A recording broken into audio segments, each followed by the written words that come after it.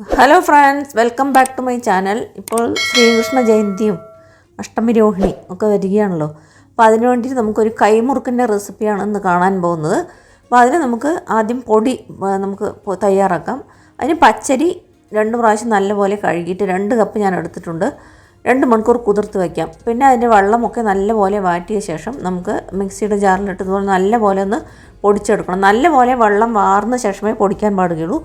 അല്ലെങ്കിൽ വെള്ളം വാറ്റിയ ശേഷം ഒന്ന് തുണിയിൽ പരത്തി വെച്ചിട്ട് കുറച്ച് നേരം പിന്നെ പൊടിച്ചാലും നല്ലപോലെ നമുക്ക് പൊടിച്ചെടുക്കാൻ പറ്റും.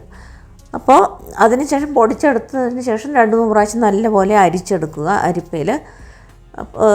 എന്നിട്ട് നമുക്ക് തരികളൊന്നും ഇല്ലാതെ തന്നെ വേണം പൊടിയെടുക്കാനായിട്ട്. അപ്പോൾ എന്നിട്ട് അതിന് ശേഷം നമുക്കത് ഒരു തുണിയിലോ ഒരു പേപ്പറിലോ പരത്തി വയ്ക്കണം. പിന്നെ നമുക്ക് ഇപ്പോൾ ഞാൻ 4 കപ്പ് അരിപ്പൊടി എടുത്തിട്ടുണ്ട്. അപ്പോൾ 60 ml കപ്പാണ്. പിന്നെ അതിലേക്ക് 1/2 കപ്പ് ഉഴുന്ന് പൊടിച്ചത് ചേർത്തിട്ടുണ്ട്. ഉഴുന്ന് നല്ലപോലെ വറുത്തിട്ട് ഗോൾഡൻ കളറിൽ വറുത്തെടുക്കണം. എന്നിട്ട് നമുക്ക് അത് നല്ലപോലെ പൊടിച്ച് ഇതുപോലെ 2-3 പ്രാവശ്യം അരിച്ചെടുക്കണം. പിന്നെ നമുക്കതിലേക്ക് ആവശ്യത്തിനുള്ള ഉപ്പും പിന്നെ 2 ടേബിൾ സ്പൂൺ ബട്ടർ വെണ്ണ ചേർത്ത് കൊടുത്തിട്ടുണ്ട്. നിങ്ങൾക്ക് ജീരകമോ എള്ളോ എന്ത് വേണമെങ്കിലും ചേർത്ത് കൊടുക്കാം. 2 ചേർത്താലും നല്ല രുചിയാണ്. നിങ്ങൾ എള്ള് ചേർക്കുകയാണെങ്കിൽ നല്ലപോലെ കഴുകി അരിച്ചെടുത്തതിന് ശേഷം മാത്രം ചേർക്കുക.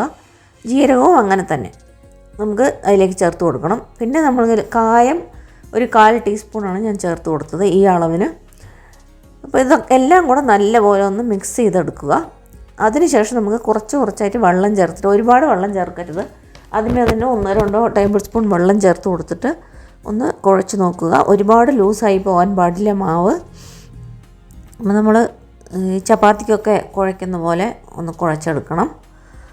അപ്പോൾ ഇതുപോലെ നല്ലപോലെ ഒന്ന് കുഴച്ചെടുക്കുക. കുഴച്ചെടുത്തതിന് ശേഷം നമുക്ക് ഇത് തുണിയിൽ നല്ല ക്ലീൻ ആയിട്ടുള്ള തുണി എടുത്തിട്ട് അതിലേക്ക് നമുക്ക് കൈ വെച്ച് അങ്ങനെ ചുറ്റിയാണ് നമ്മൾ കൈമുറുക്കുണ്ടാക്കുക.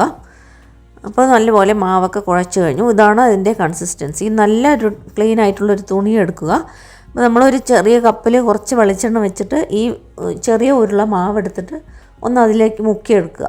ആ എണ്ണയിൽ മുക്കിയിട്ട് ഇതുപോലെ നമുക്ക് കൈ വെച്ചിങ്ങനെ തിരിച്ച് വിരൽ വെച്ചിങ്ങനെ നമ്മൾ ചുറ്റി ഇങ്ങനെ ഓരോ പിരിയായി ഇങ്ങനെ ചുറ്റി കൊടുക്കണം. അപ്പോൾ ഇങ്ങനെയാണ് കൈമുറുക്ക് ഉണ്ടാക്കുന്നത്. അപ്പോൾ ഇതിന് വളരെ നല്ല ടേസ്റ്റാണ്. നമ്മൾ വെണ്ണയൊക്കെ ചേർക്കുന്നതുകൊണ്ട് നല്ല ക്രിസ്പായിട്ടുള്ള മുറുക്ക് നമുക്ക് ഉണ്ടാക്കിയെടുക്കാൻ പറ്റും. നല്ല സ്വാദുള്ള മുറുക്ക് നമുക്ക് വീട്ടിൽ തന്നെ പെട്ടെന്ന് ഉണ്ടാക്കിയെടുക്കാൻ പറ്റും. അപ്പോൾ നിങ്ങൾ എല്ലാവരും തീർച്ചയായിട്ടും അത് ട്രൈ ചെയ്ത് നോക്കണം. ഉഴുന്ന് വറുക്കുമ്പോൾ നമുക്ക് ചെറുതീയിൽ വെച്ച് തന്നെ ഗോൾഡൻ കളറിൽ വറുത്തെടുക്കണം. എന്നാൽ മാത്രമേ ഉഴുന്ന് അകത്തൊക്കെ നല്ലപോലെ ഒന്ന് അതിൻ്റെ വറവ് തട്ടുകയുള്ളൂ. നമ്മൾ ഹൈ ഫ്ലെയിമിൽ വെച്ച് വറുക്കുകയാണെങ്കിൽ അത് പെട്ടെന്ന് കരിഞ്ഞും പോവും, അതിൻ്റെ പച്ചമണം മാറുകയുമില്ല. അപ്പോൾ അത് മാത്രം ഒന്ന് ശ്രദ്ധിച്ച് ചെയ്യണം. അപ്പോൾ ഇതുപോലെ നമുക്ക് മുറുക്കൊക്കെ ഒന്ന് ചുറ്റിയെടുക്കാം. പിന്നെ നമുക്കത് ചൂടായ എണ്ണയിൽ ഇട്ട് നല്ലപോലെ ഫ്രൈ ചെയ്തെടുക്കണം. അപ്പോൾ നിങ്ങൾ ആദ്യമായിട്ടാണ് എൻ്റെ ചാനൽ കാണുന്നതെങ്കിൽ ഒന്ന് സബ്സ്ക്രൈബ് ചെയ്യാൻ മറക്കരുത് കൂട്ടുകാരെ. കൂടെ തന്നെ ആ ബെൽ ബട്ടണും കൂടി ഒന്ന് പ്രസ് ചെയ്ത് കൊടുത്താൽ ഞാനിടുന്ന വീഡിയോൻ്റെ നോട്ടിഫിക്കേഷൻ നിങ്ങൾക്ക് കിട്ടുന്നതായിരിക്കും. അപ്പോൾ നമുക്ക് മുറുക്ക് ഇതുപോലെ കൈകൊണ്ട് എടുത്തിട്ടോ അല്ലെങ്കിൽ ഏതെങ്കിലും ഒരു ചട്ടുകമോ അതിൽ വെച്ച് കൊടുത്തിട്ട് നമുക്കിതുപോലെ അതിലേക്ക് ഒരു തവിയുടെ ബാക്ക് സൈഡിലൊക്കെ വെച്ച് ചേർത്തിട്ട് ഇങ്ങനെ എണ്ണയിലേക്ക് ഇട്ട് കൊടുക്കാവുന്നതാണ്. എന്നിട്ട് നമുക്ക് മീഡിയം അല്ലെങ്കിൽ ലോ ഫ്ലെയിമിൽ വെച്ച്, മീഡിയം ടു ലോ ഫ്ലെയിം അങ്ങനെ തന്നെ നമുക്കിത് ഹൈ ഫ്ലെയിമിൽ വെച്ച് വറുത്തെടുക്കാൻ പാടില്ല. വറുത്തെടുത്ത് കഴിഞ്ഞാൽ നമ്മുടെ മുറുക്ക് റെഡിയാകും. ആ എണ്ണയുടെ സൗണ്ടൊക്കെ നിൽക്കുന്നത് വരെ നമുക്കിത് വറുത്തെടുക്കണം. അപ്പോൾ നല്ല ക്രിസ്പായിട്ടുള്ള മുറുക്ക് റെഡിയായി. ഈ വീഡിയോ നിങ്ങൾക്ക് എല്ലാവർക്കും ഇഷ്ടപ്പെട്ട് കാണുമെന്ന് വിചാരിക്കുന്നു. വീഡിയോ ഇഷ്ടപ്പെട്ടാൽ ലൈക്ക് ചെയ്യാനും ഷെയർ ചെയ്യാനും മറക്കരുത്. കൂടെ തന്നെ സബ്സ്ക്രൈബ് ചെയ്യാനും മറക്കരുത്. വീണ്ടും ഒരു പുതിയ റെസിപ്പിയുമായി കാണുന്നത് വരെ നന്ദി, നമസ്കാരം.